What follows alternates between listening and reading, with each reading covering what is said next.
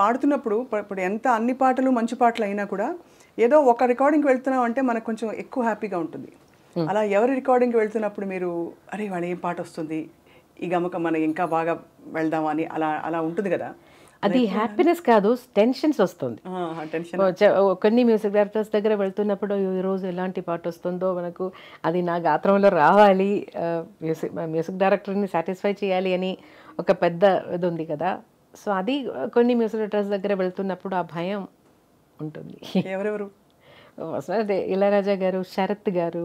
శరత్ గారు అయితే అసలు ముందు అర్థం అవడానికి ఓ రోజు పడుతుంది మాకు వినడానికి.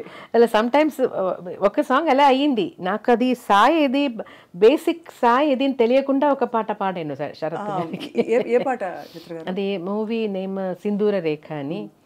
దాంట్లో నోట్స్ ఎక్కడెక్కడో పోతుంది. ప్రణతోస్మి గురువాయుపురేశం ప్రతిదినమను చేత స్మర హరి పాదం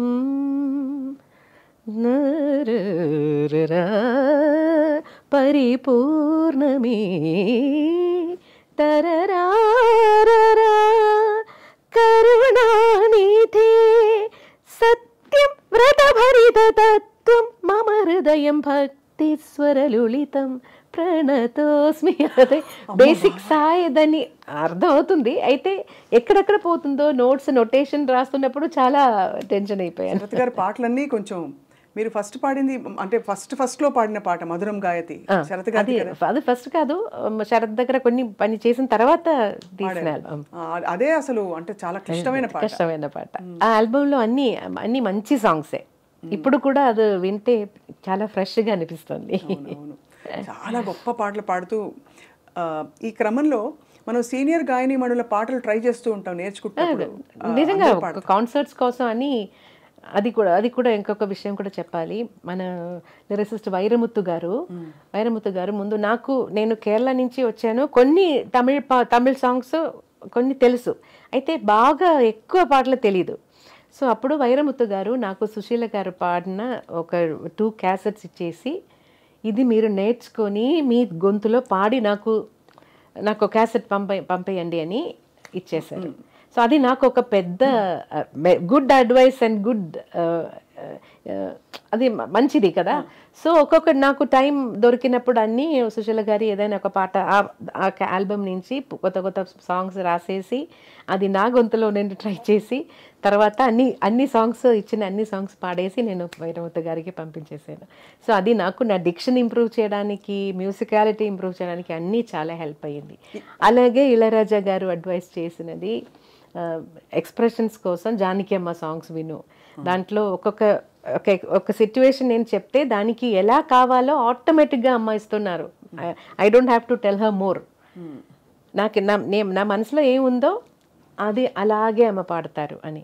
సో అప్పుడు అమ్మ పాటలు కూడా చాలా విన్నాను. తర్వాత మలయాళంలో చాలా సాంగ్స్ జానకి అమ్మ ఇద్దరు పాడారు, అయితే కాన్సర్ట్స్ కోసం జానకి అమ్మ సాంగ్స్ చాలా ఎక్కువ నేను ప్రాక్టీస్ చేశాను.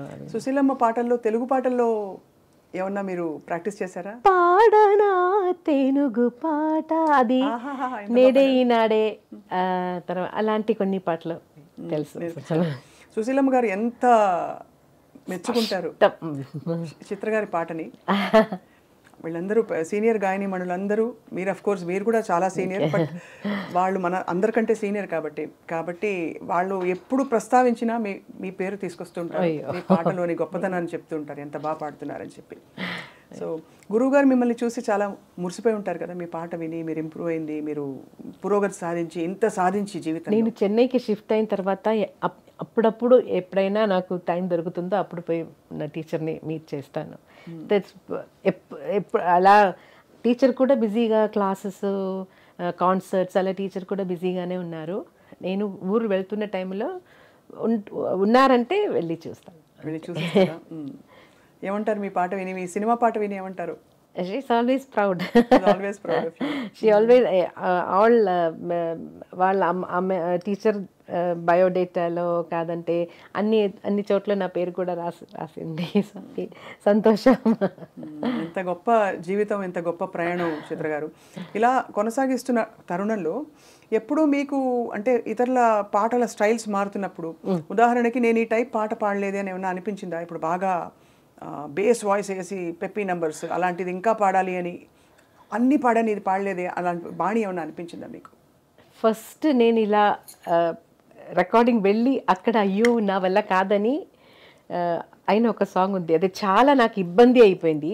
నా ఫాదర్ ఉన్న టైంలో, నా ఎంట్రీ టైం అది. అప్పుడు డబ్బింగ్ మూవీస్ వస్తుంది కదా, అది బాలు గారు జానకి గారు పాడే ఒక ఫిలిం, మలేషియా వాసుదేవన్ గారు నేను తమిళ్లో పాడుతున్నాను. దానికి థియేటర్కి వెళ్ళి అలా పాట వాళ్ళు వేస్తారు కదా మనం నేర్చుకోవడానికి. పాట వింటే డిఫరెంట్ నవ్వు. మెయిల్ లైన్ ఒక లైన్ పాడితే జానకి గారు నవ్వు, అదన్నీ ఒక్కొక్క నవ్వు డిఫరెంట్. అయ్యో నాకు ఆ టైంలో నవ్వంటే ఫేస్లో వస్తుంది, శబ్దంలో రాదు.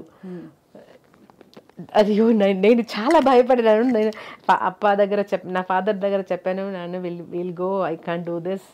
నాకు నవ్వు రాదు. ఫస్ట్ ఆఫ్ ఆల్ నర్వస్నెస్ అని కొత్తది కదా, నాకేం తెలియదు. గట్టిగా నవ్వాలి, డిఫరెంట్ సేమ్ నవ్వు కాదు, ఆ నవ్వులోనే వేరియేషన్స్. అయ్యో నా వల్ల కాదని నా అప్ప ఏం చెప్పారంటే, ఎక్కడైనా ఎలాగైనా వచ్చేసారు కదా, ఇప్పుడు నేను పాడనని వెళ్ళిపోతే అది మంచిది కాదు, సో ట్రై చేయి, బాగలేదంటే వాళ్ళు వేరెవరి చేత అయినా let them make somebody else Singh.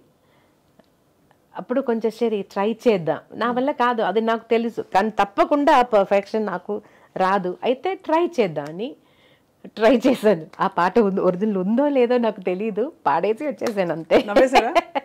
ఏదో సేమ్ నవ్వు వచ్చింది, డిఫరెంట్ నవ్వు రాలేదు. నిజంగానే మీరు చెప్తుంటే నవ్వింది మల్లె చెండు ఆ పాట వింటారు మీరు, జానకి గారి పాట. నవ్వింది మల్లె చెండు నచ్చింది గర్ల్ ఫ్రెండ్, గట్టిగా నవ్వులు వస్తాయి. ఆ పాట ఏమో తెలీదు. అదా లేకపోతే సిరిమల్లె పువ్వులే నవ్వు అదా? అది కూడా సిరి చిన్నారి పల్లవిలో లైన్సే లేదు, నవ్వు మాత్రం. మేబీ చరణంలో లైన్స్ ఉన్నాయి, పల్లవి మొత్తం నవ్వు. అది మీకు మోస్ట్ ఛాలెంజింగ్ అనిపించింది? మోస్ట్ అదే ఇలా టిక్లు చేస్తారు అప్పుడు. చిన్నగా స్టార్ట్ అయ్యి పెద్దగా అయిపోయింది. అయ్యో జానకి గారు నా వల్ల కాదు, అయ్యో ఎలా చేశారో అమ్మ, అయ్యో. జానకి గారు ఆ పాట మీరు వినే ఉంటారు కదా, కన్నడ 2 రాగాలు అభోగి తోడి కలిసి వస్తాయి, శివశంకరి. నాలిగే తోరు శివనను చరిసెద దేవరయం. విన్నారా? కాంపిటీషన్స్ లో పిల్లలు పాడతారు, పాడేవారు, నేను పాడలేదు, పిల్లలు పాడుతున్నారు. అది విన్నా, దానికోసం మనం తయారవ్వాలి కదా, సో అప్పుడు విన్నాను. అంటే నేను నేర్చుకోలేదు. Very difficult song, very difficult. అలా మీకు అంటే శరత్ గారు పాట పాడితే ఇంకా అసలు ఒక విధంగా సంగీతాన్ని జయించినట్టే.